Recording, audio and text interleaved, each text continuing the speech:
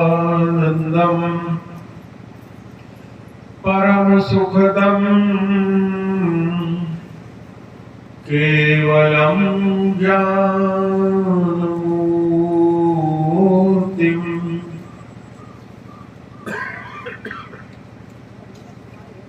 द्वन्द्वातीतं गगनसदृशं तत्त्वमस्यादिलक्ष्यम् एकं नित्यं विमलं अचलं सर्वधी साक्षिभूतं भावातीतं त्रिगुणरहितं सद्गुरुं तं नमामि। अखंडमंडलाकारं व्याप्तं येन चराचरं तत्पदं दर्शितं येन तस्मै श्री गुरुवे नमः। अज्ञानतिमिरान्धस्य ज्ञानाञ्जनशलाकया चक्षुरुन्मीलितं यस्य तस्मै श्री गुरुवे नमः। गुरुर्ब्रह्मा गुरुर्विष्णु गुरुर्देवो महेश्वर गुरुः साक्षात् परब्रह्म तस्मै श्री गुरुवे नमः। श्री गुरु चरण सरोज रज निज मन मुकुर सुधार मरनहु रघुवर विमल जस जो दायक फलचार। श्यावर रामचंद्र की जय पवन सुत हनुमान की जय गुरुदेव जी भगवान की जय। हम लोग राम नाम स्मरण करेंगे, आप लोग मेरी बात करेंगे, तत्पश्चात जो कुछ बन पड़ेगा कथा होगी। श्री राम जय राम जय जय राम जय सिया राम जय जय सिया राम।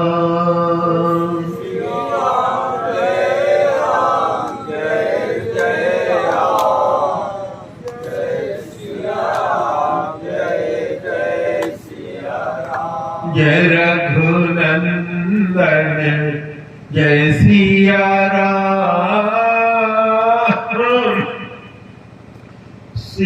सीताराम जय सीताराम।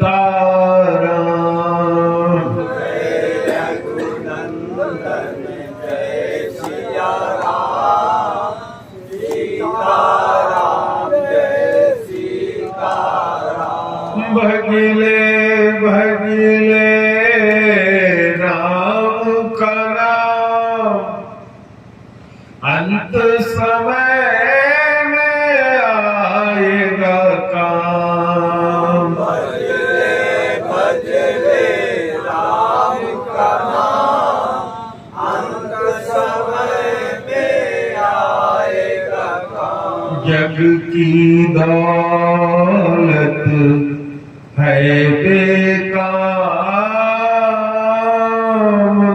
समय में न आएगी काम। जग की दौलत है बेकार अंत समय में न आएगी काम। तो जप ले आठों याम राम का नाम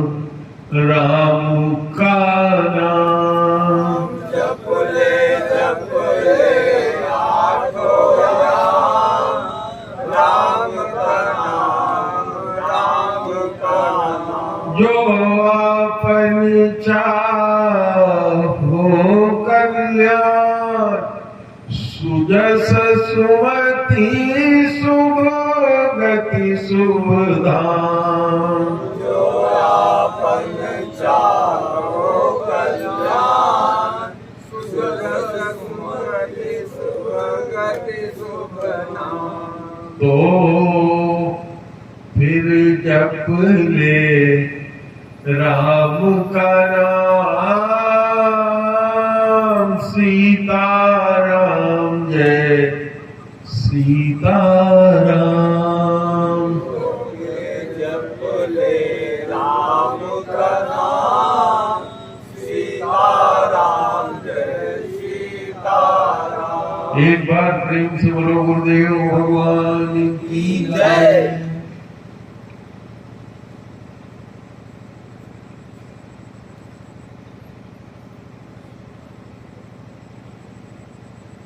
प्रिय भक्तगण, भक्तिमती देवियों,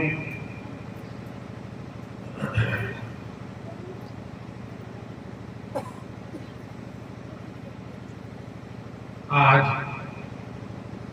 हम लोग कल की कथा से आगे चलेंगे। भारद्वाज जी को याज्ञवल्क्य जी ने शिव जी की कथा सुनाया और कहा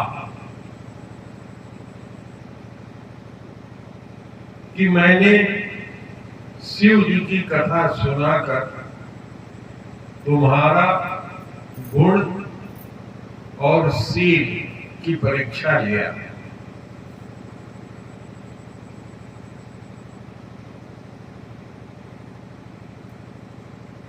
अब मैं श्री रघुनाथ जी की लीला सुनाता हूं, सुनो।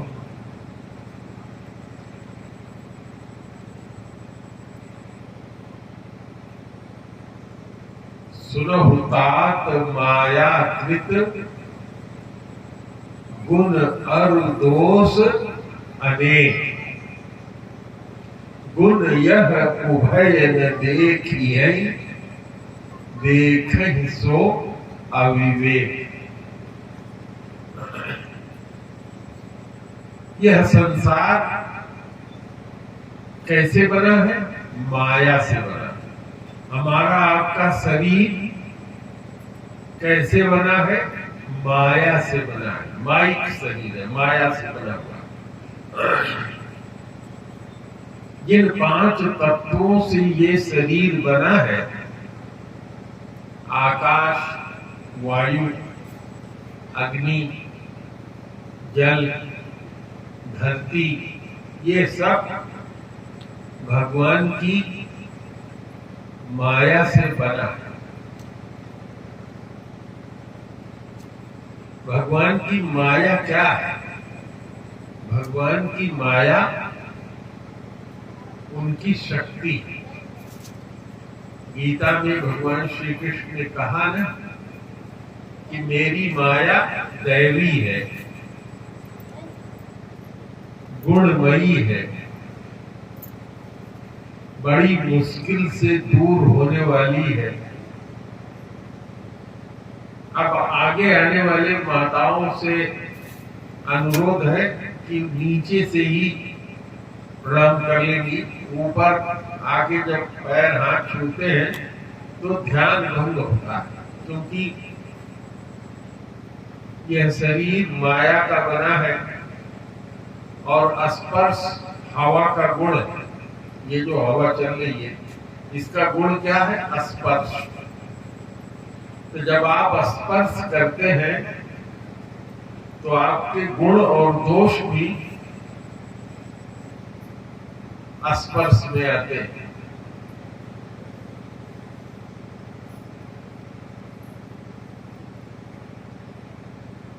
कभी बिजली का करंट किसी को स्पर्श हुआ है? हाथ उठाइए आगे।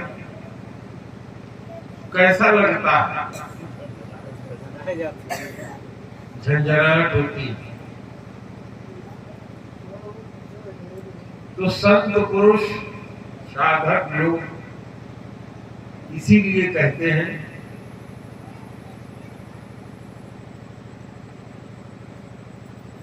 कि प्रणाम दूर से करना चाहिए, क्योंकि हम लोगों के शरीर में ऊर्जा है और ये ऊर्जा धनात्मक और ऋणात्मक दोनों तरह की होती है। जब आप किसी दूसरे को छूते हैं, जैसे बिजली को छूते हैं, तो बिजली में ऋणात्मक ऊर्जा है, आपके शरीर में धनात्मक ऊर्जा है, पकड़ लेता है। और जैसे धरती से संपर्क होता है, झटका देता है, अगर आप छूट गए उस झटके में तो बच गए, और अगर आपका संपर्क धरती से फिर छूटने के बाद भी बिजली पकड़े रहे और धरती भी पकड़े रहे, तो आप माध्यम हो जाएंगे। बिजली आपके शरीर से बहते हुए धरती में बहेगी, परिणाम क्या होता है? घातक होता है। तो ध्यान भंग होता है। जब हम लोग कथा कहते हैं, आप सुनते हैं, तो आपको मन लगाना पड़ता है कथा सुनने के लिए। ध्यान लगाते हैं, सुनते हैं। रोको, रोको, पकड़ो, पकड़ो, रोको, रोको।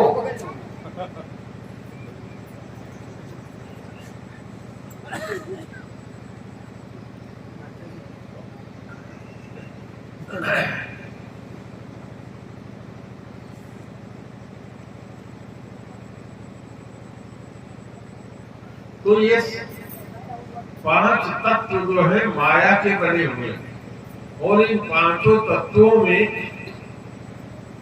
कौन प्रवेश किए हुए? प्रभु प्रवेश किए हुए।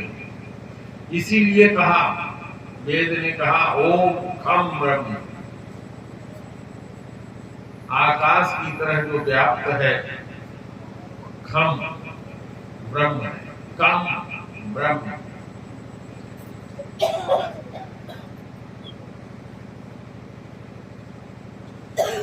तो ये शरीर माया का बना है, और इसकी तृप्ति कैसे होती है? इसमें भूख लगती है, तो शरीर तृप्त होता है माया की चीजों से। प्यास लगी है, पानी पियोगे तब तृप्ति आएगी। भूख लगी है, धरती से उत्पन्न खाना खाओगे तब तृप्ति मिलेगी। गर्मी लग रही है, ठंडी हवा मिलेगी तब अच्छा लगेगा। ठंडी लग रही है, शरीर को ढकोगे, ऊर्जा संरक्षित हो जाए तो अच्छा लगेगा। तो भगवान की माया क्या है? गुणमयी। गुणमयी क्या होता है? रसरी। रसरी देखते हो ना, ये रसरी, ये अकेले नहीं है, इसके अंदर कई तार हैं। तो भगवान कहते हैं मेरी माया गुणमयी है और बड़ी कठिनाई से दूर जाने वाली है, और कठिनाई से दूर होती है।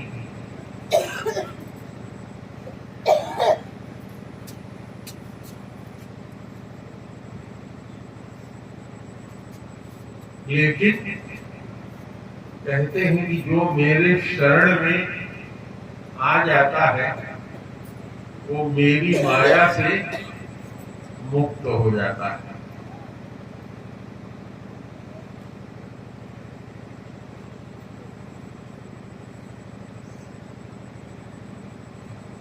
अगर आप रात भर जगे हो तो आपको क्या कोई चीज अच्छी लगती? नहीं है, क्योंकि शरीर में शांति नहीं है। जब तक इस शरीर को सुख नहीं मिलेगा, सोने का सुख, बैटरी पूरी जब तक शरीर की चार्ज नहीं हो जाएगी तब तक किसी की बात अच्छी नहीं लगती। रात को आप कायदे से सोए न हो तो सामने वाला अच्छा भी बात कहता है तो गुस्सा आती है।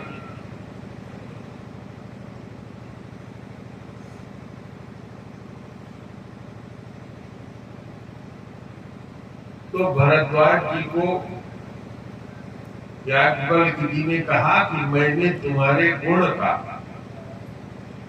परीक्षण किया, तुम्हारी सील का परीक्षण किया। सील का मतलब होता है मैं जान रहा हूं कि आप मेरे विरुद्ध सोच रहे हो, मेरे विरुद्ध बोल रहे हो, मेरे अंदर क्षमता है, हम तुम्हारी बात का जवाब उससे 2 गुना दे सकते हैं, ज्यादा जोर से चिल्ला सकते हैं। आप जो कह रहे हो उससे ज्यादा कह सकते हैं, लेकिन उसको बर्दाश्त करना, ये कहते हैं सील। जैसे भगवान शंकर ने, माता सती ने उनके साथ झूठ बोला, लेकिन उन्होंने कुछ कहा नहीं उनको। उन्होंने साफ साफ कह दिया था कि कुछ परीक्षा नहीं लिया, और जब उन्होंने देख लिया तो अगर हम लोग होते तो क्या करते, लड़ बैठते, 10 बात कहते पत्नी को, क्योंकि और कोई तो हमारी आपकी सुनेगा नहीं, बेचारी पत्नियां ही सुनती हैं, और पत्नी कहती है तो बेचारा पति सुनता है, चुप हो जाता है। तो उसको कहते हैं सील।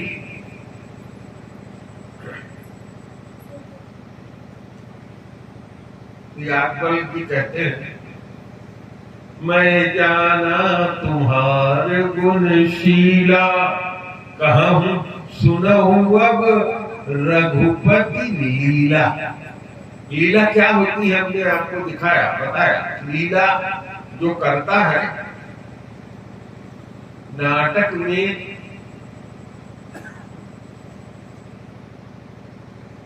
पिक्चर देखने जाते हैं, पिक्चर में एक हीरो होता है जिसके 2 बच्चे होते हैं, उसकी बीवी होती है, लेकिन जब आप उसके घर जाएंगे तो देखेंगे कि पिक्चर में जो उसकी बीवी बनी थी वो उसकी बीवी नहीं है, उसकी बीवी वास्तव में कोई दूसरी है, उसका बच्चा कोई वास्तव में दूसरा है, लेकिन वो पिक्चर बनाने के लिए वो एक साथ जुट करके बनाए। वैसे ही भगवान की जो लीला होती है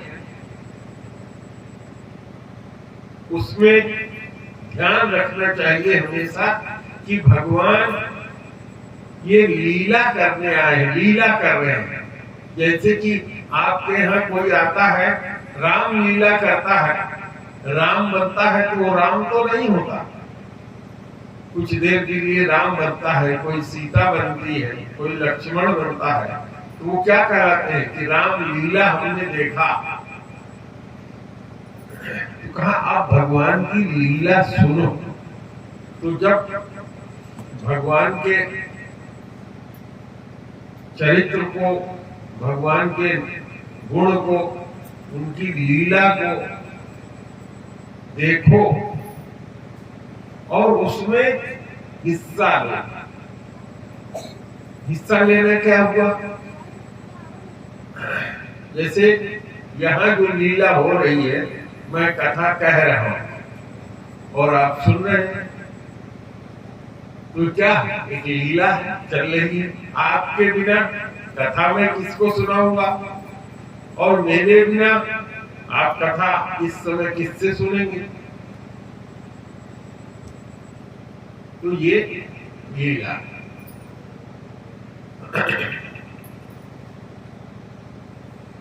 उन्होंने कहा कि तुमने जो मुझे समागम दिया उसका सुख मैं वर्णित नहीं कर सकता। गोस्वामी जी ने कदाचित आगे लिखा है, संत समागम हरि कथा, तुलसी दुर्लभ दोय। संतों का मिलना, क्योंकि संत मिलन सम सुख नहीं भाई।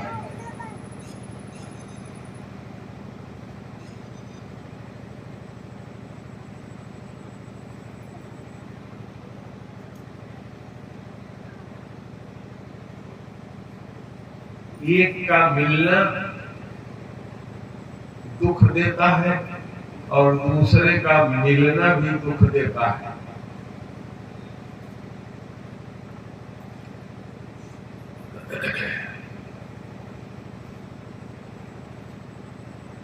तो कहा मुझे अत्यधिक सुख उत्पन्न हुआ तुम्हारे समागम से, क्योंकि तुमने ये जानने की इच्छा प्रकट किया है कि राम कौन है, राम का चरित्र क्या है।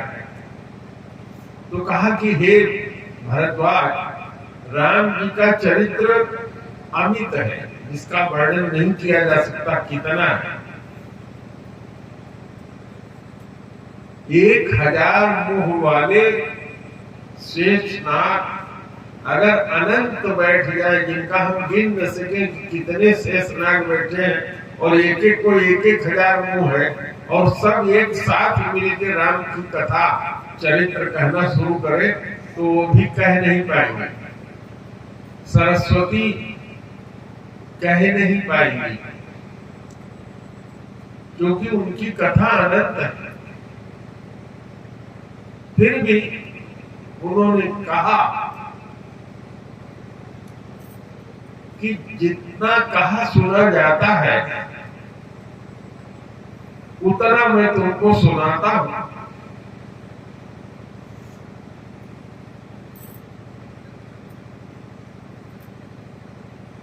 भगवान राम का सुमिरन करके मैं तुमको कथा सुनाने का प्रयास करता हूं।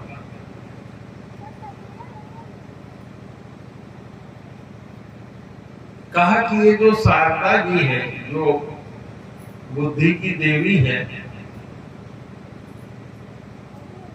ये कठपुतली है। कठपुतली को देखा होगा कभी, ऐसे उंगली में बांधे रहता है और पीछे वो नचाता है, और कठपुतली में स्त्री से कहती है, कहवाता है, बोलता अपने ही है कि मैं नाराज हो गई हूँ, अपने मायके जा रही हूँ। तो दूसरा वाला दबाता है, तो पुरुष बोलता है, जाओ जाओ, मैं तुमको बुलाने नहीं आ रहा हूँ। कठपुतली चलाता रहता है। कठपुतली की नाच देखा है आप लोगों? अब तो बहुत मुश्किल है, कभी कहीं कहीं आते हैं। आप लोगों में से किसी ने देखा है कठपुतली? 2-4 लोग देखे।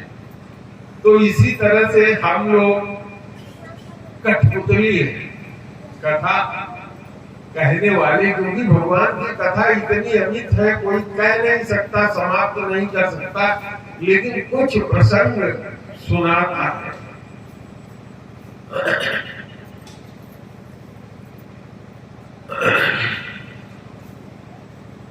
भगवान जिसके ऊपर कृपा कर देते हैं वही कथा सुनने आता है, और भगवान जिसके ऊपर कृपा कर देते हैं वही प्रेम से कथा सुनाता है। दोनों बिना उनकी इच्छा के नहीं हो सकता।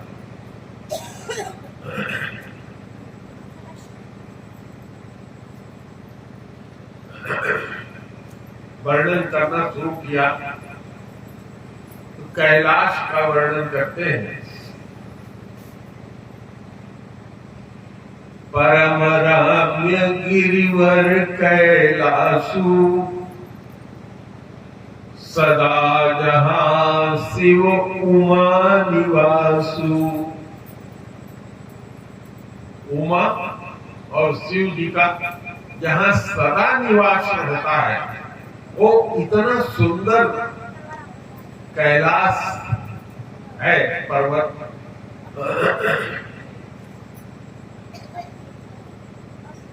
कहा कि वहां पे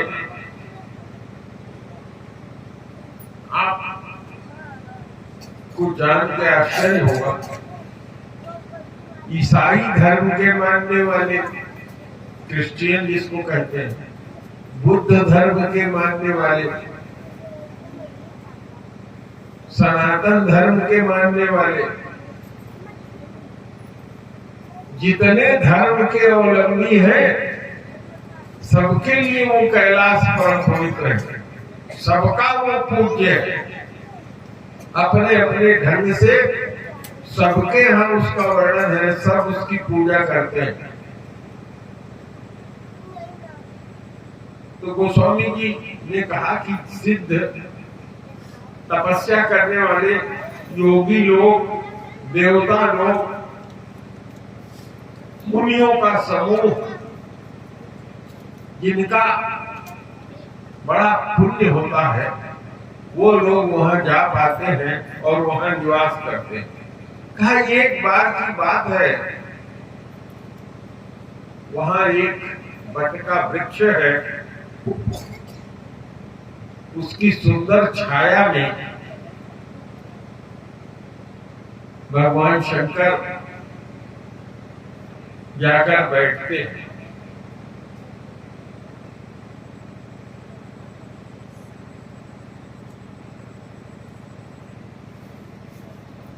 लेकिन जहां कैलाश पर्वत है इस समय, वहां तो कोई वृक्ष उग ही नहीं सकता।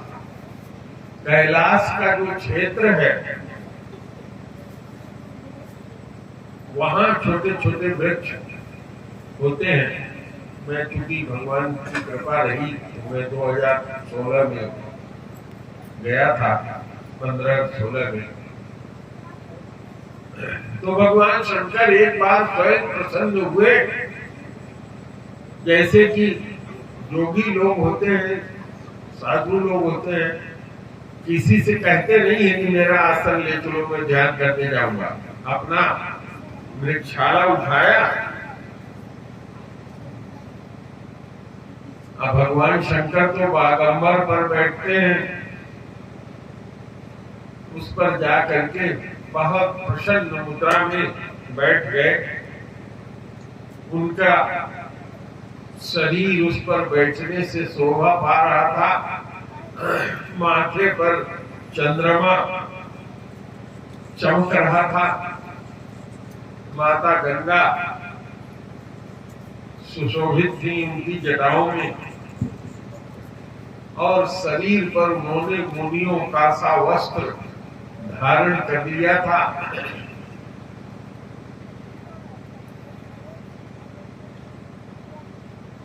तो हर चीज का एक समय होता है। जब आप बहुत, जिसको देसी भाषा में कहते हैं कल से होते हैं, यानी शांति से होते हैं, तो आप अपनी पत्नी से अकेले में जब मन प्रसन्न होता है तो कुछ उससे अंतरंग बात करते हैं, या वो आपको सुनाती है।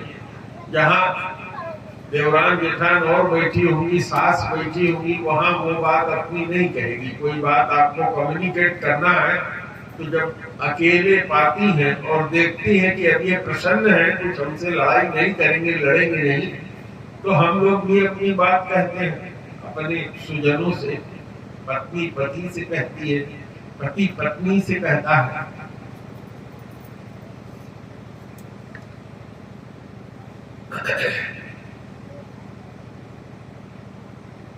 तो भगवान शंकर बिल्कुल प्रसन्न मुद्रा में, ध्यान की मुद्रा नहीं है, प्रसन्न होकर के उस वट वृक्ष के नीचे बैठे हुए हैं।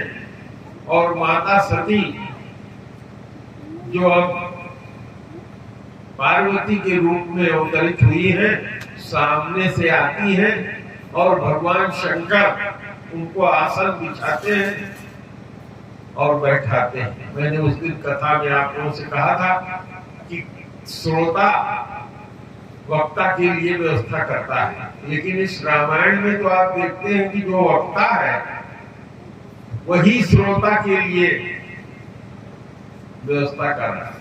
एक श्रोता है माता पार्वती और वक्ता भगवान शंकर। उनके लिए बैठ करके आसन लगाते हैं, बैठाते हैं, आओ बैठो, प्रेम से आओ बैठो। ऐसा लगता है कि शांत रस शरीर धारण करके बैठा हुआ है। जब इस मुद्रा में प्रसन्न शांत रस की मुद्रा में माता ने देखा तो सुंदर अवसर जान करके माता ने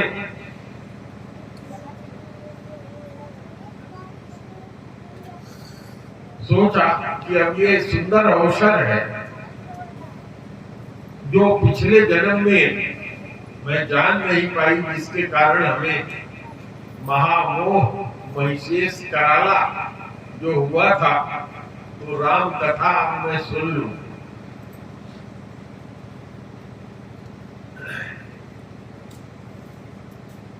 गोस्वामी जी चौपाई में लिखते हैं, बैठी शिव समीप हर साई, पूरब जन्म कथा चित आई।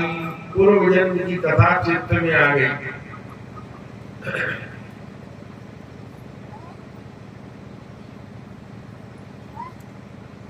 कहती है कि हे प्रभु,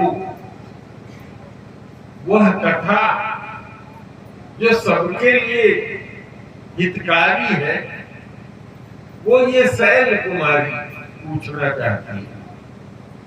शैल माने पर्वत, और शैल कुमारी जो पर्वत की कन्या हो। क्या सूचित करना चाहते हैं गोस्वामी जी? गोस्वामी जी शब्दों का बड़ा सुंदर चयन करते हैं। जैसे वहां मैंने आपसे चर्चा किया था, लक्ष्मण देख उमा कृत वेशा। लक्ष्मण जी ने देखा कि आ तो नहीं है सती, लेकिन ये उमा जैसी दिखाई पड़ रही है। तो यहाँ गोस्वामी जी ने शब्द इस्तेमाल किया शैल कुमारी, पत्थर की कन्या, पत्थर का टुकड़ा। कैसी होगी पत्थर का टुकड़ा? पत्थर का टुकड़ा तो पत्थर ही होगा। अरे भाई, पत्थर का पुत्र पत्थर होगा, मनुष्य का पुत्र मनुष्य होगा।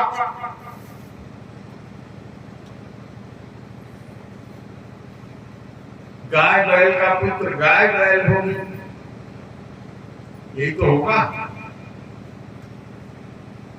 तो शैल कुमारी है, उन्होंने कहा कि बिल्कुल जैसे बेवकूफ होते हैं,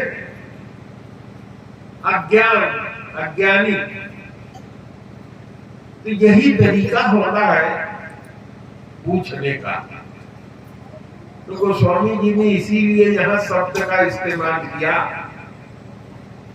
सोई पूछन जग शैल कुमारी। माता ने अपने को कहा कि ये शैल कुमारी, ये पार्वती, हे प्रभु कुछ पूछना चाहती है, जो पिछले बार मैंने कथा सुनी नहीं थी, कायदे से उसी को पूछना चाहती है। और अपने को समझा क्या दिया? शैल कुमारी, पत्थर की बिटिया, माने मैं पत्थर हूं, जड़ हूं।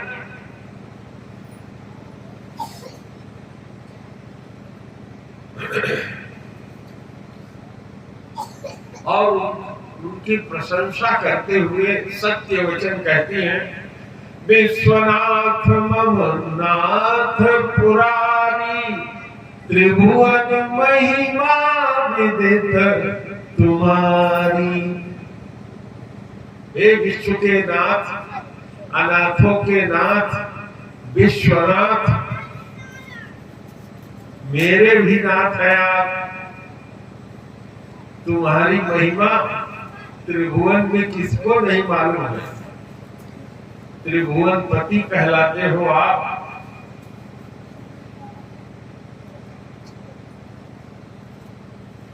तुम्हारी सेवा कौन नहीं करता? तो हे प्रभु, आप समर्थ हैं, समर्थ को नहीं दोष गोसाई।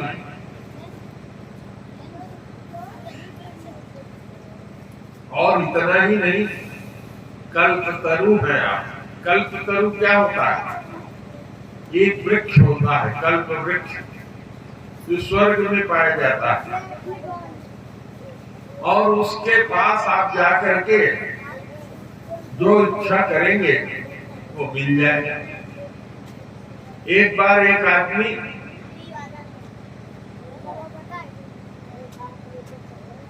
बच्चों को थोड़ा पीछे कर दीजिए, दूर दूर कर दीजिए। एक बार एक आदमी कल्पतरु के पास बैठा, बड़ा भूखा था। जिनके बच्चे हो कृपया उठा के इनको अपने पास दूर बैठा ले। इनका स्वभाव होता है बालक का स्वभाव होता है, आपस में बात करेंगे। यहाँ देखने के लिए आ गए हैं, भीड़ लगी है, लाइट जल रही है, आ गए हैं, अभी आगे चल के भक्त बनेंगे, लेकिन अभी तो उनको इसका ज्ञान नहीं है।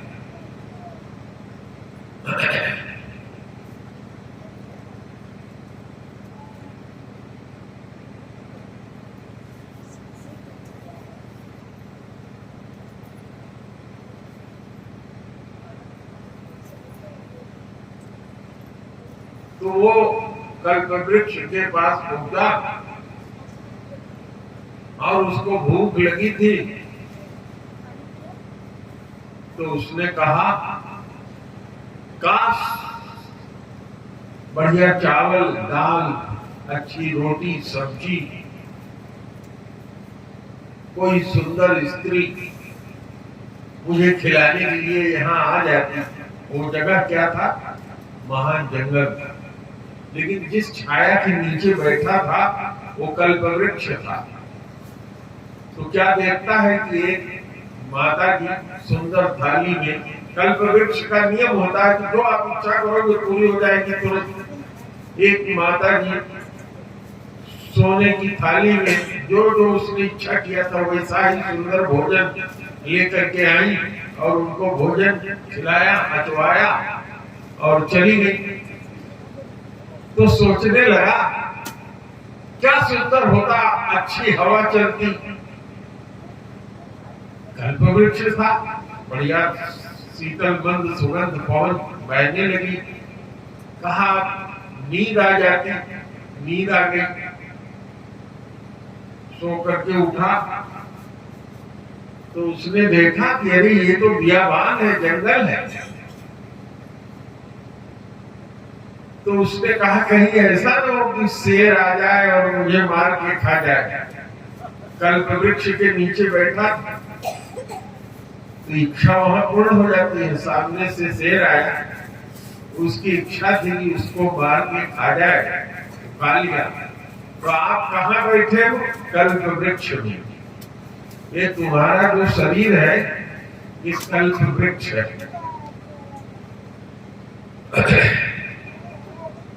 तो गोस्वामी जी इसीलिए हर एक नर को, हर एक मनुष्य को संकेत करते हैं।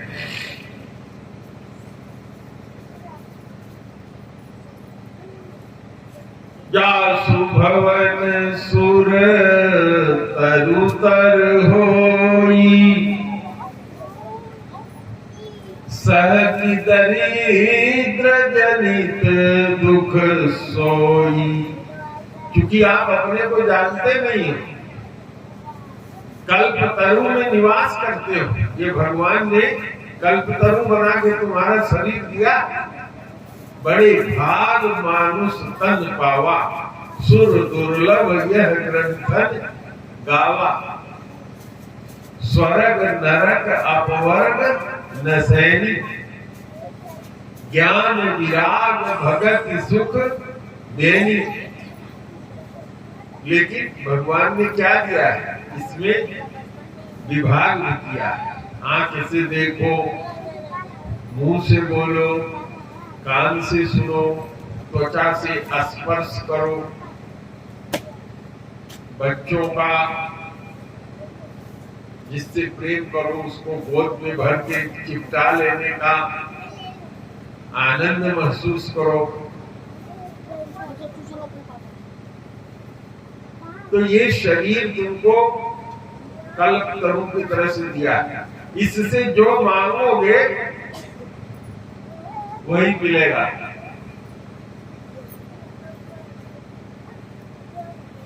तो ये जान लो, गोस्वामी जी ने इसीलिए कहा।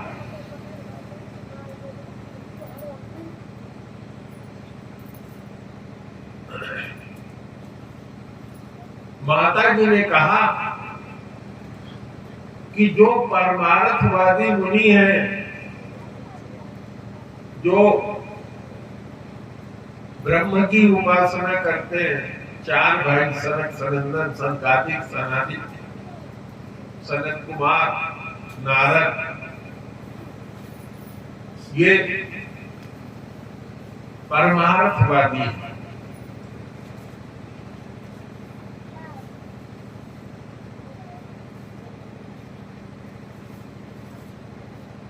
वो कहते हैं कि जो ब्रह्म है उसी का नाम राम है।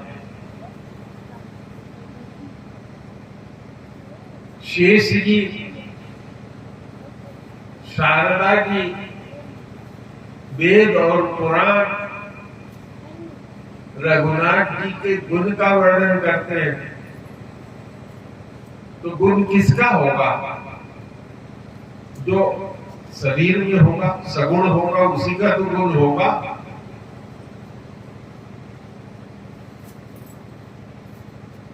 जो निर्गुण होगा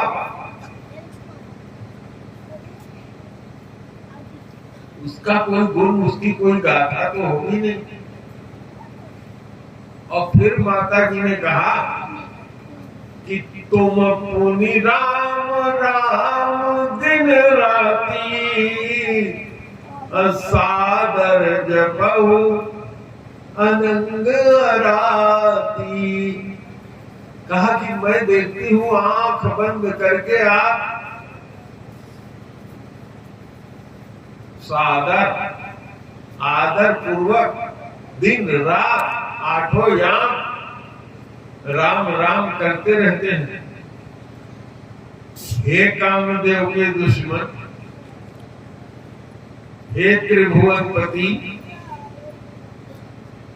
बड़े प्रेम से आप हर समय राम राम जपा करते हैं। तो अगर राम दशरथ के लड़के हैं, जो नृपतनय की ब्रह्मगिमी नारी विरहपति भोर, अगर ब्रह्म है तो राजा के लड़के कैसे हुए? और अगर ब्रह्म है तो उनको तो सब ज्ञात है, ओमनीपोटेंट है, सब जानता है, ओमनीसिएंट है, जो चाहे कर सकता है, जो चाहे देख सकता है। जो स्वामी जी ने लिखा है, बिन पग चले सुनई बिन पाना, कर विधि कर्म करे विधि नाना, कारण रहित अकारण जोगी, बिन बानी बक्ता बड़ जोगी।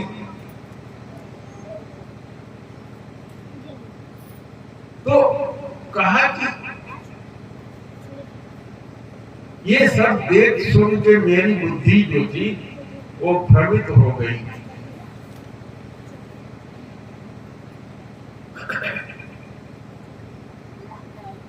कहा कि स्पष्ट करके कह दिया कि मैं अज्ञे हूं। मैंने अपने को कहा कि मैं शैल कुमारी हूं, पर्वत की बिटिया हूं, पार्वती हूं, मेरे को ज्ञान नहीं है। जिस तरह से मेरा मोह मिटे वो कथा हमको सुनाइए। तो भगवान शंकर कहते हैं कि एक जन्म तुम्हारा शरीर खत्म हो गया, दूसरे शरीर में आ गई हो, अभी भी तुमको शंका है।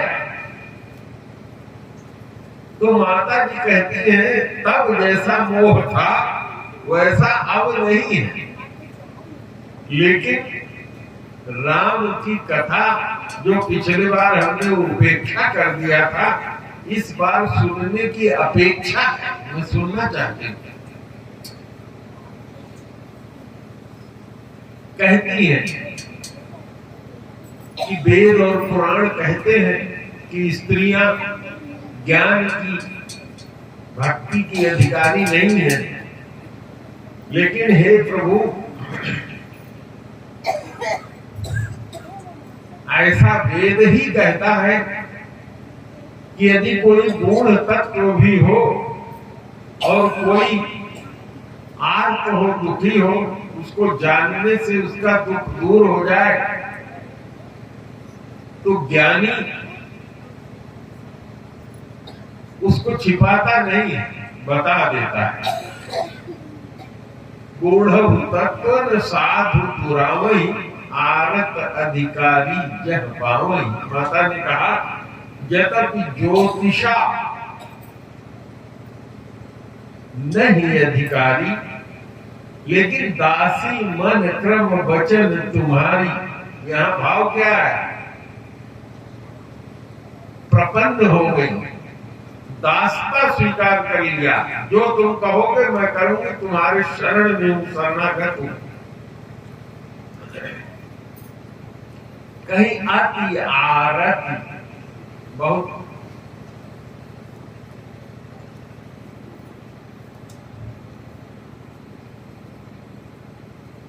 आर्त भाव से, अत्यधिक दीनता से। जैसे हम लोग आरती करते हैं तो अपनी दीनता दिखाते हैं कि हम इतने दीन हैं, हीन हैं। तो कहा कि अत्यधिक दीनता से मैं पूछती हूँ, मेरे ऊपर दया कीजिए और रघुनाथ जी की कथा हमको सुनाइए। सारी कथा सुनाइए, और जो मैंने न पूछा हो वो भी कृपा करके सुनाइए। क्योंकि अपने को उन्होंने क्या कह दिया? अज्ञानी। तो अगर ज्ञानी होता, पिछले बार तो उन्होंने परीक्षा लिया था तो ज्ञानी बनी थी, तो जान गई ज्ञानी बनने में फसाहट है, अज्ञानी बनने में उद्धार है। जो कुछ नहीं जानते वो भी सुनने को मिल जाएगा।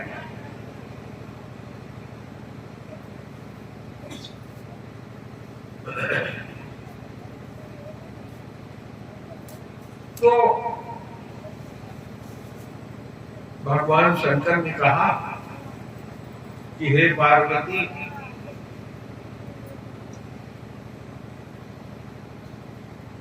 भगवान ऐसे हैं। पहले तो 2 मिनट तक मगन ध्यान रस दंड जुग पुनि मन बाहर कीन, रघुपति चरित महेश तब हर्षित बरने लीन। प्रसन्न होकर के वर्णन करना शुरू किया, 2 मिनट तक ध्यान किया। क्या कहते हैं? पहला सेंटेंस बोलते हैं कि झूठ क्या है और सत्य क्या है। बिना जाने इसको जाना नहीं जा सकता। अर्थात जो झूठ है, जब तक जानकारी में नहीं आता तब तक वो भी सत्य ही बना रहता है। उदाहरण, रास्ते में आप जा रहे हो, अंधेरा है, रसरी परी है, देख के डर जाते हो कि सांप है, लेकिन जब रोशनी लेके जाते हो और देखते हो तो क्या होता है? भ्रम मिट जाता है। तो जो सांप को देख के डर उत्पन्न होता है, यद्यपि वो रस्सी है, झूठी है, फिर भी वही डर उत्पन्न हुआ। आप दौड़ के भागते हैं, जैसे सांप दौड़ा रहे इस तरह से भागते हैं, सिहरन होती है, सब कुछ वैसे ही होता है। और बाद में देखते हैं तो अपने ऊपर ही हंसी आती है, अरे अरे अरे मैंने क्या देखा। और भगवान की कृपा क्या है कि अगर भगवान को जान लो तो सारे संसार को जान जाओगे। यही जाने जग जाई हेराई। कहा उसी तरह से जैसे हम सोते हुए सपना देखते हैं और फिर जागते हैं तो लगता है कि जो कुछ हमने देखा था वो क्या था? झूठा था। लेकिन जब तक देखते रहते हैं सच्चा ही लगता है।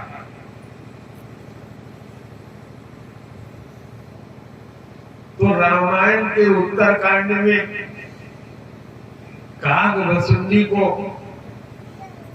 राम मंत्र, बालक राम का ध्यान बताया ऋषि ने। और भगवान शंकर भी यहाँ ध्यान करते हैं। बंदऊ बाल रूप सोई राम,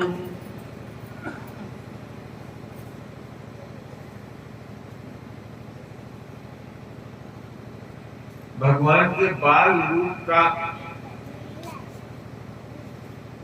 ध्यान करना यही सिखाया जा रहा है कि ये ज्यादा अच्छा होता है, सुलभ होता है।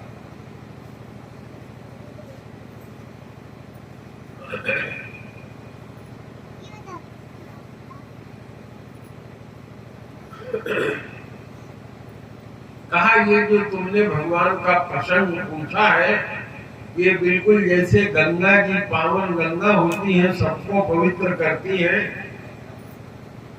उसी तरह से राम की ये कथा है।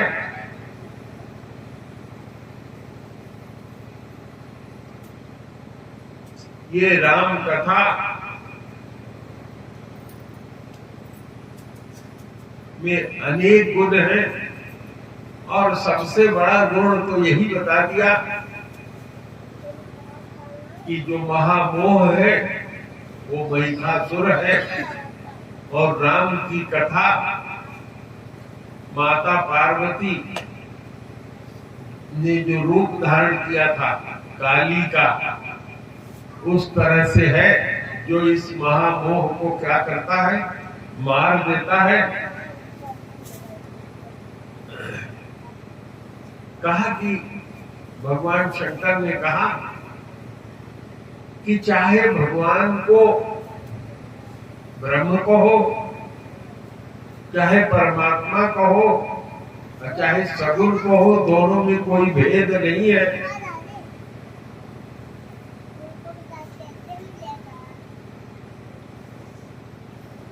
ऐसा वेद संत सभी कहते हैं। जिसको हम अगुण कहते हैं, न दिखाई पड़ने वाला अलख कहते हैं, वो भक्तों के प्रेम के बस में होकर के सगुण हो जाता है।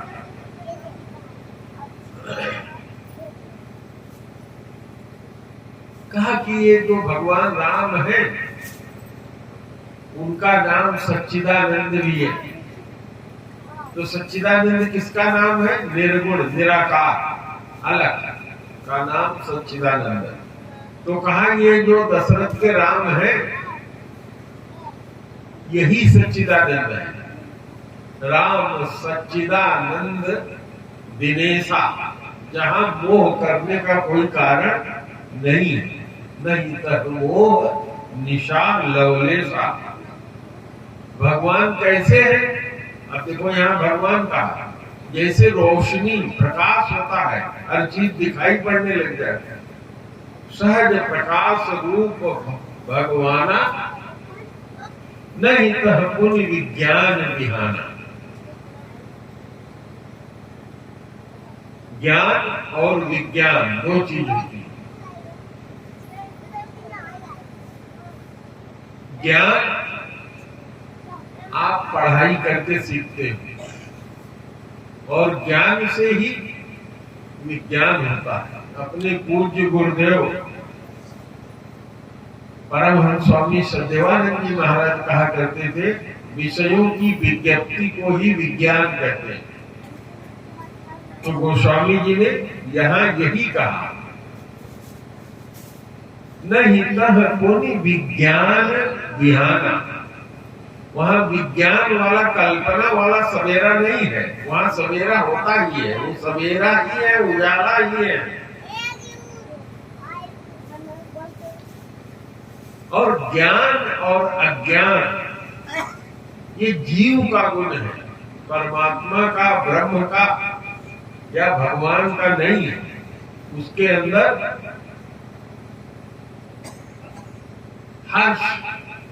हर्षित होना, दुख होना, ज्ञान होना, अज्ञान होना, ये उसके अंदर नहीं होता।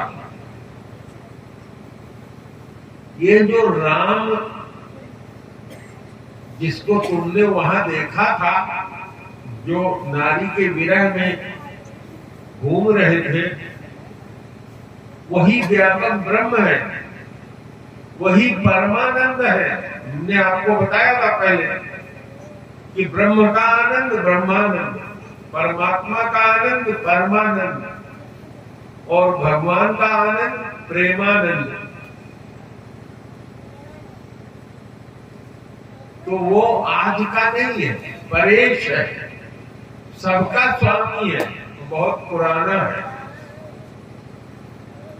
कहा भगवान के अवतार के बहुत से कारण होते हैं,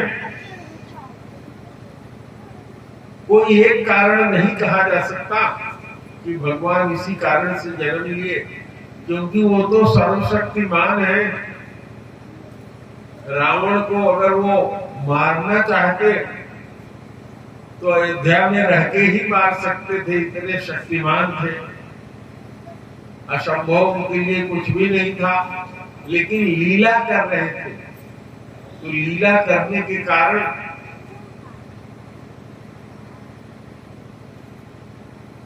नाना प्रकार की चीजें संसार में जैसे होती है उस तरह से उत्पन्न हुई।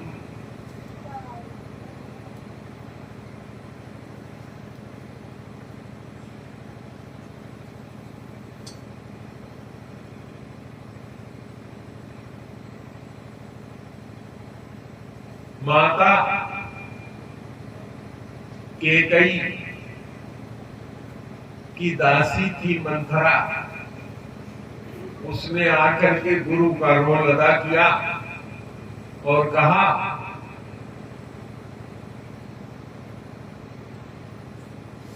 कि कल राम का राज्याभिषेक है।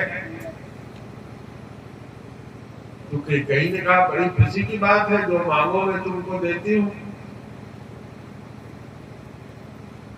उसने कहा बिल्कुल ठीक कह रही हो, लेकिन सुनो,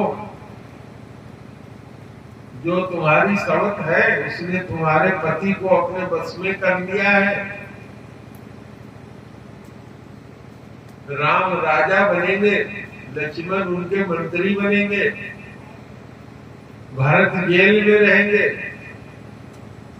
और तुम दासी बन जाओगी कौशला की। इतना तो उसने उनके दिमाग में डाला, यही हमारा आपका भी दिमाग है। कुछ सुनते हैं, बोलते नहीं उस पे, और बहुत आगे के पीछे की सोच करके परेशान हो जाते हैं। माता कैकेयी ने क्या सोचा, ये मैं होने नहीं दूंगी, उसका बदला मैं ले लूंगी। अपने मायके में जाके पानी भरने का काम करूंगी, लेकिन सौत की सेवा नहीं करूंगी। सैकड़ों सौतों का उदाहरण दे करके मंथरा ने समझा दिया था।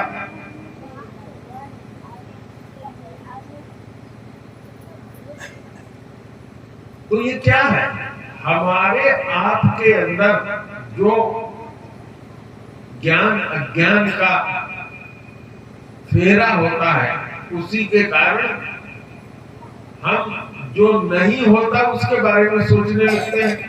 अब सोच के आप परेशान हो जाते हैं। और रास्ते में जा रहे थे, किसी से झगड़ा हुआ, किसी ने बताया आपकी बात कहीं जिससे हो गई, वो तो बहुत गुंडा है। अब रात को नींद नहीं आ रही, सोचने लगे क्या करना चाहिए, कल कैसे मैं इसके खिलाफ क्या करूं, कैसे बचूं, बेमतलब। और उस आदमी ने जिससे आपका कुछ हुआ, वो तो जाके अपने घर आराम से सो रहा है, आप इधर परेशान। तो ये अनावश्यक चीज होना मनुष्य का स्वभाव है। हम सारी परेशानियां अपने आप अंदर ओढ़ लेते हैं। यही चरित्र करके भगवान ने दिखाया। देखो, भगवान में तो इतनी शक्ति थी, जो चाहते वहां से कर सकते थे, लेकिन मनुष्य रूप में आकर के उन्होंने मनुष्यों को दिखाया कि देखो, किसी भी समस्या से परेशान न हो, चलते चलो, चलते चलो, चलते चलो।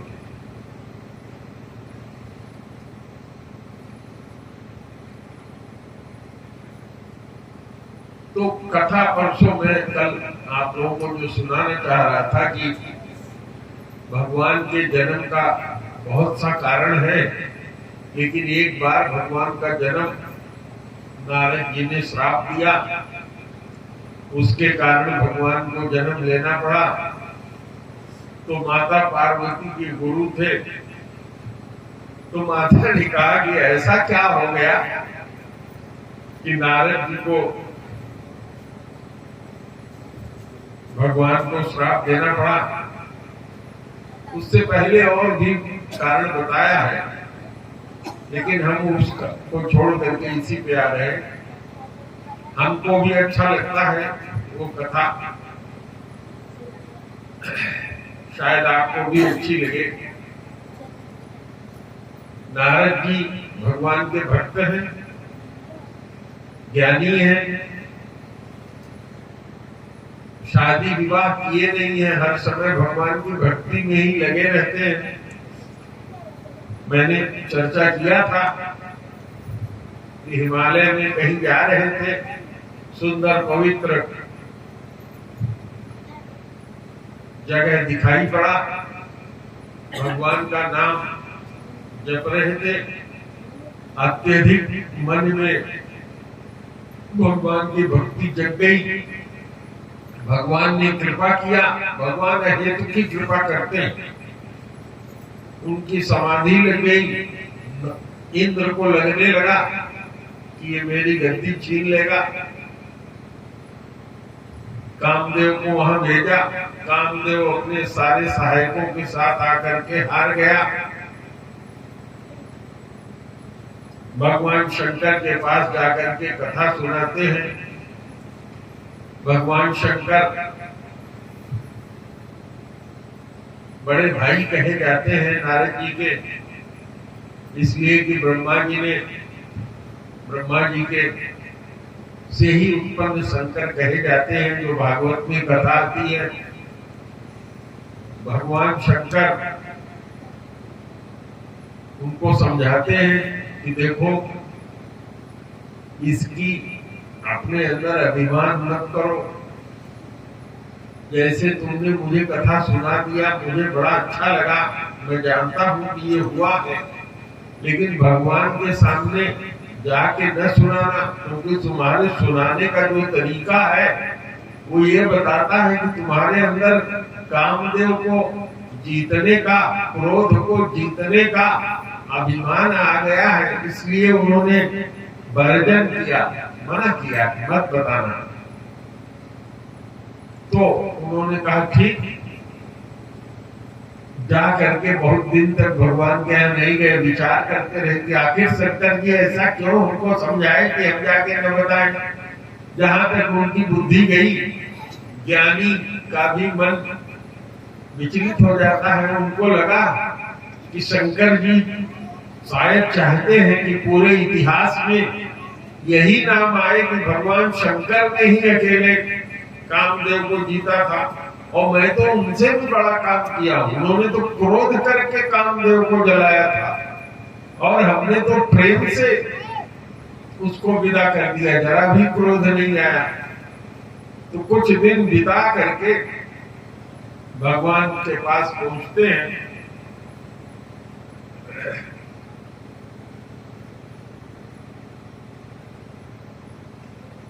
ये ऐसे ऋषि हैं जो कहीं भी जा सकते हैं। इनकी गति भगवान के वैकुंठ धाम तक है। वहां भगवान जैसे देखते हैं कि नारद जी आ रहे हैं, नारद जी से कहते हैं आओ आओ भाई नारद, आ जाओ, बहुत दिनों के बाद तुमने मेरे ऊपर दया किया। भगवान इस तरह से, जैसे हम सब लोग नहीं कोई आता है बहुत दिन बाद मिलता है तो कहते हैं बहुत दिन बाद दया किया आपने, बहुत दिन बाद आए नारद। और यही नहीं, भगवान ने उठ करके जिस सिंहासन पर अपने बैठे हुए थे उसके आधे भाग में नारद को बैठा दिया। तो नारद जी को लगा देखो मेरे में भी कुछ है। जो जगतपति कहलाते हैं, जिनकी पूजा सब करते हैं, आज वो हमको उठ करके खड़े होकर के स्वागत कर रहे हैं और आधे सिंहासन पर हमको बैठा रहे हैं, मेरा चरण पखार रहे हैं। जब भगवान ने कहा कि बहुत दिन के बाद आए नारद, तो कहे हाँ महाराज आपकी कृपा है। तो समझ लो जब इस तरह से कोई कहता है कि आपकी बड़ी कृपा है, अरे तुम्हारे दया है, तो इसका मतलब जानते हैं क्या है? वो बताना चाहता है कि तुम्हारी दया वया कुछ नहीं है, ये मेरी कृपा है जो मैं तुम्हारे पास आ गया। तुम इस लायक तो हो नहीं कि तुम्हारे यहां हम आए, लेकिन कहता है मेरे आपकी बड़ी कृपा है आप आए। तो धीरे धीरे उन्होंने अभी तक पहले नारद जी जब जाते थे तो राम कथा सुनाते थे, और इस बार जब नारद जी गए तो क्या सुनाया? काम कथा। कामदेव को कैसे जीता था, उसको जीतने का जो अभिमान आया था वो काम कथा सुनाया। तो भगवान ने कहा हाँ नारद, इसमें तुम्हारे जैसा जोगी बैरागी जिसका नाम लेने से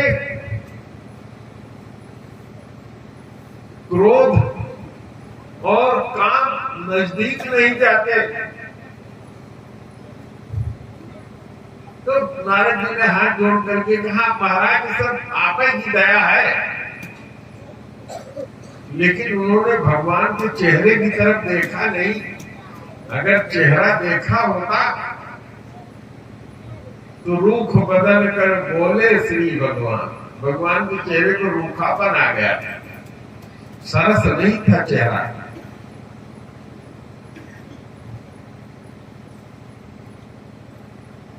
भगवान ने कहा नारद,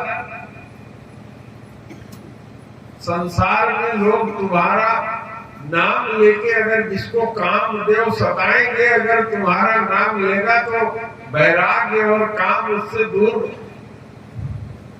वैराग आ जाएगा और कामदेव भाग जाएंगे। अब नारद जी थोड़ी देर बैठे और भगवान से विदाई मांग करके नारायण नारायण करते हुए चले। भगवान ने देखा कि नारद के मन में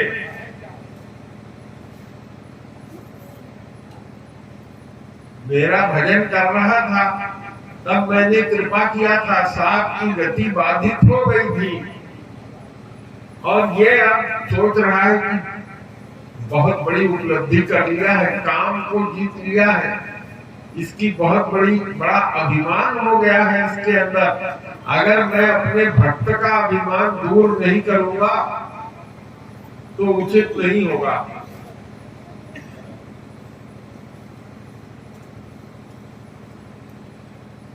नारद जी चले जा रहे हैं। जाते जाते तीनों लोक में घूमते रहते हैं, हमेशा देखते हैं कि ये बड़ी विचित्र नगरी है जहां मैं कभी नहीं आया हूं। वहां के लोग बड़े सुंदर हैं।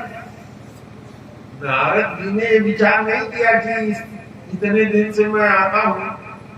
खैर भगवान के अनंत ब्रह्मांड है, आज किसी और ब्रह्मांड में आ गया होगा। यहाँ के लोग इतने सुंदर हैं, आगे जाते हैं तो देखते क्या है, वहां के राजा ने अपनी कन्या का स्वयंवर कर रखा है, और वो नारद को देख के पहचान जाता है। कहता आइए महाराज, बहुत दिनों के बाद दया किया आपने, ये देखिए मेरी कन्या है, इसकी शादी का स्वयंवर किया हूं, कुछ इसके गुण दोष देख करके बताइए। तो नारद जी ने उसका हाथ देखा, तो नारद जी ने देख करके उसमें समझा कि इसका जो वर्ण करेगा वो अमर होगा और उसको युद्ध में कोई जीत नहीं पाएगा। और जैसे उस कन्या का हाथ अपने हाथ में लिया तो गोस्वामी जी लिखते हैं कि जब तप कछु न होई ते ही काला, हे विधि मिले कवन विधि बाला। अब वो ब्रह्मचारी थे, उनके मन में आ गया इतनी सुंदर कन्या और उसका हाथ भी हाथ में था। जब तक जो हर समय राम राम राम राम जपा करते थे, नारायण नारायण, वो सब कुछ होना बंद हो गया। अब तक केवल यही सोच रहा है कि इसका स्वयंवर भी होने जा रहा है। राजा सब जगह जगह के आ गए हैं, जयमाल डाल के अपना पति चयनित करेगी। इतनी सुंदरी कन्या है ऐसा मैंने देखा नहीं।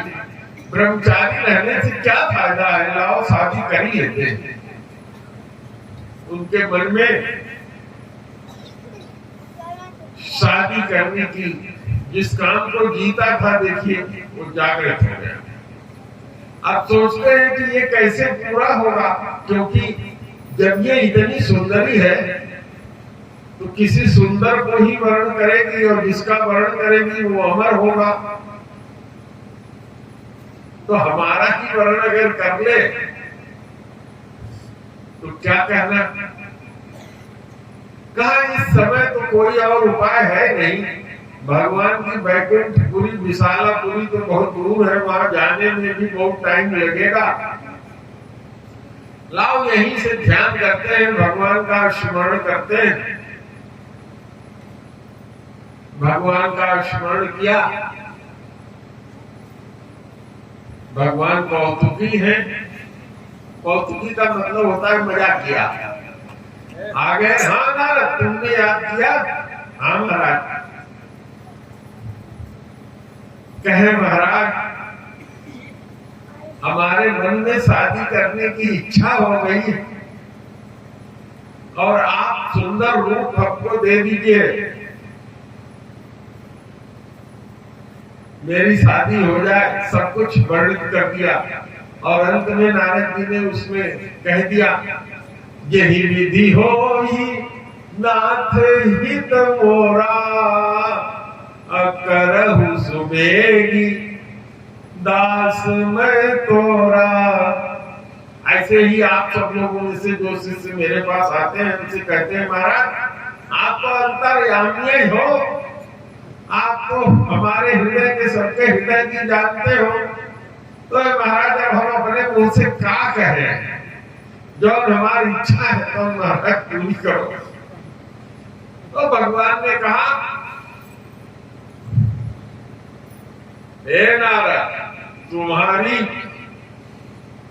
जिस तरह से तुम कह रहे हो ना भला हो, तो तुम्हारा पूर्ण भला मैं करूंगा। नारद से उन्होंने बिल्कुल खोल करके ये भी कहा कि नारद मैं तुम्हारा भला इस तरह से करूंगा कि जैसे किसी डॉक्टर या वैद्य के पास कोई रोगी जाए और वो कुपथ्य मांगे। सुपथ्य होता है जिसका भोजन नहीं पच रहा है तो कहेंगे खिचड़ी खाओ, उपवास करो। और वो कहे कि महाराज वैद्य जी हमको खूब बढ़िया मसालेदार सब्जी खाने का आदेश दे दीजिए, पराठा और सब्जी हम खा लें। तो भगवान ने इसी तरह से कहा कि हे नारद मैं तुम्हारा पूरा हित करूंगा। जैसे कोई रोगी किसी वैद्य के पास जाता है तो वैद्य जानता है, कुपथ्य अगर मांगे भी तो भी नहीं देता। ऐसे ही नारद मैं तुम्हारा पूरा भला करूंगा, जाओ तुम्हारा कल्याण हो। नारद जी को तो उतावली थी। हम भी देखते हैं ऐसे अपने साथ रहने वाले लोगों से कोई बात कहिए, पूरी बात सुनते नहीं, चल देंगे और जब लेके आएंगे तो पता लगेगा कि उन्होंने उल्टा कर दिया है, जो सुना ही नहीं पूरा, समझ लिया। हम सब यही करते हैं। नारद जी को लगा कि अब मैं बिल्कुल सुंदर हो गया हूँ। भगवान कभी झूठ तो कहते नहीं है, तो उन्होंने दे दिया है और जा करके जहां सब राजा बैठे थे वहां बैठ गए। अब वो राजकुमारी जब माला लेकर के डालने के लिए जयमाल चली तो बार बार आधा उठ के जाते हैं कि उसको आना ना पड़े, हमको देख ले फट से। और एक बार उसने देखा नारद की तरफ, उसके बाद उसने फिर पलट के इनकी तरफ देखा ही नहीं। नारद जी क्या देखते हैं कि थोड़ी देर में उसने किसी को जयमाल डाल दिया, सब कार्यक्रम खत्म हो गया। और नारद जी को देख करके दो लोग जो नारद जी के बगल में बैठे थे वो कूट कूट करके कहते थे, कूट करते थे, व्यंग करते थे, वाह वाह वाह वाह कितने सुंदर है आप, क्योंकि भगवान ने उनको बंदर का चेहरा दे दिया।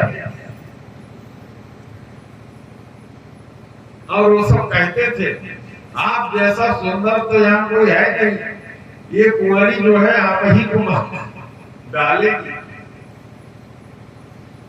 और अंत में उसमें से एक ने कहा, जब शादी नहीं हुई तो एक ने कहा कि अपना चेहरा तो देखो। तो चेहरा देखने के लिए दर्पण कहाँ मिलता, पानी था उसी में चेहरा देखा तो देखा कि मेरा बंदर का स्वरूप हो गया। अब जहां उन्होंने कामदेव को जीत लिया था, क्रोध को जीत लिया था, वहां कितना क्रोध उत्पन्न हुआ कि अभी मैं जाता हूं विशालापुरी वैकुंठ में, जा करके उनको मारूंगा कि गाली दूंगा कि आज कोई कर्म छोड़ूंगा नहीं। और जब रास्ते में वहां जा रहे हैं तो क्या देखते हैं कि भगवान उसी राजकुमारी के साथ, एक तरफ वो राजकुमारी जिसका शादी होना था, दूसरी तरफ लक्ष्मी जी को लिए गरुड़ से चले आ रहे। तो कहते हैं रुको रुको रुको, रुक जाओ। भगवान रुक गए। कहते हैं कि आज बड़े अच्छे घर में तुमने बयान दिया है, तुम सबको ठगते रहते। जब समुद्र मंथन हुआ तो लक्ष्मी को ले लिया, दारू और विष शंकर जी को दे दिया, सुंदर जो माला निकली मणि वाली वो तुमने धारण कर लिया, सबको ढांकते फिरते हो। अगर देसी भाषा में कहा जाए तो कहते हैं कि सबको बेवकूफ बनाते रहते हो। आज तुमने नारद से तुम्हारा पाला पड़ा है। तो भगवान ने कहा, जी नारद जी,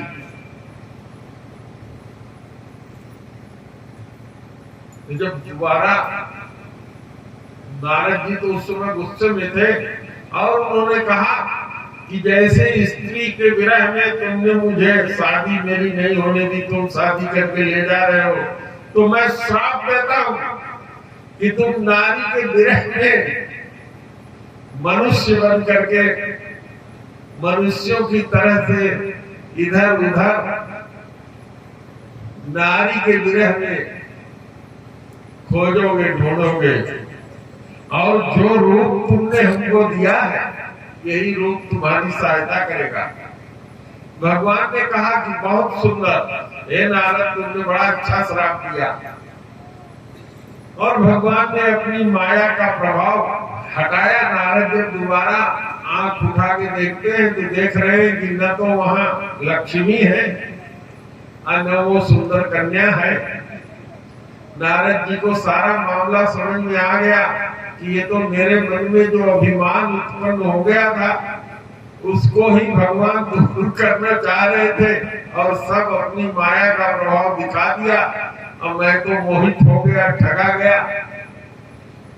तो कहते हैं कि हे प्रभु मेरे से बड़ी गलती हुई, क्षमा चाहता हूं। भगवान ने कहा नहीं नारद, ये मेरी इच्छा थी, मेरी इच्छा के विपरीत कोई कुछ कर नहीं सकता।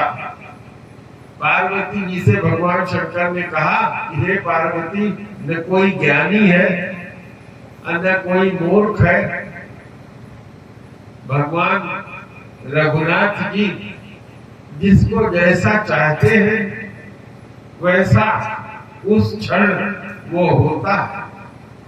नारद जी से भगवान ने कहा कि हे नारद, मैं जानता हूं कि तुम संत हो, तुमको तो कायदे से श्राप भी देने नहीं आता। संत जिससे मिलते हैं, जिसको श्राप देते हैं, जिसके ऊपर गुस्सा करते हैं, उसका कुछ न कुछ कल्याण ही नहीं होता। अरे तुम श्राप देते कि तुम्हारी पत्नी मर जाए, नारद जो तुमने कहा है वो मेरी इच्छा थी, मैं सब स्वीकार करता हूं और तुम्हारा कोई दोष नहीं है। नारद जी नारायण नारायण करते हुए चल पड़े। इस तरह से माता पार्वती को उनके गुरु की कथा भगवान शंकर ने बड़े प्रेम से सुनाया। तो कहा एक कारण तो भगवान के मनुष्य होने का ये था। कहा एक बात किसी कल्प की बात है कि भगवान के वैकुंठ में ये चार भाई जो ऋषि हैं, ये गए मिलने के लिए और भगवान के जो दो द्वारपाल थे, भगवान के द्वारपाल 16 लोग होते हैं जो भगवान के स्वरूप में रहते हैं, भगवान के इर्द गिर्द हमेशा साथ में रहते हैं, भगवान के स्वरूप में ही रहते हैं। तो उन लोगों ने, उसमें से एक का नाम जय था, एक का नाम विजय था, उन लोगों ने रोक दिया, कहां जा रहे हैं? उनका है रोक रहे हो, तुम हमको जानते हो? कहे जानता हूं, तुम सनत हो, तुम सनंदन हो, तुम सनत कुमार हो, हम लोग क्या यहाँ बेवकूफ है जो खड़े हैं? पूछा है तुमने महाराज जी से? भीतर बैठे हैं, चले जा रहे हैं उनसे, रुको। जब बातें कहीं होने लगी, ऋषि लोग कहने लगे कि आज के पहले तो कभी कोई रोकता नहीं, भगवान का तो आदेश है कि हम जहां कहें जहां चले जाएं, माता लक्ष्मी के साथ हो तो भी हम चले जाते हैं। तब तक क्या देखते हैं कि भगवान वहां स्वयं आ जाते हैं और वो ऋषि लोग श्राप देते हैं कि हे प्रभु, आपके नजदीक रह के भी इनको अज्ञान व्याप्त है, तो हम इनको श्राप देते हैं, ये 3 जन्म तक राक्षस होंगे। और जब उन सबों ने पैर पकड़ लिया तो कहा कि कल्याण हो तुम्हारा, संत का यही स्वभाव होता है, ये जो प्रभु है यही अवतार लेके तुम लोगों का उद्धार करेंगे। तो प्रेम से बोलो सियावर रामचंद्र की जय, पवन सुत हनुमान की जय। तो आरती सतगुरुदेव